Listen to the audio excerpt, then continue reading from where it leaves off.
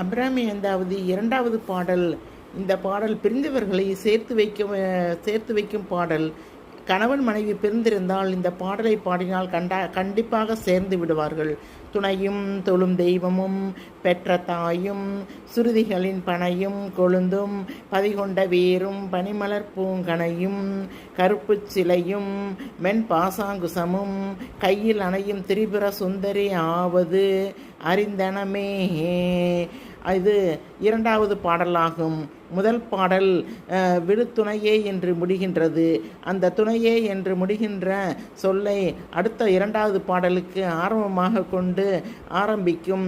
துணையும் தொழும் தெய்வமும் பெற்ற தாயும் சுருதிகளின் பனையும் கொழுந்தும் பதிகொண்ட வேரும் பனிமலர் பூங்கனையும் கருப்பு சிலையும் மென் பாசாங்குசமும் கையில் அணையும் திரிபுர சுந்தரி ஆவது அறிந்தனமே.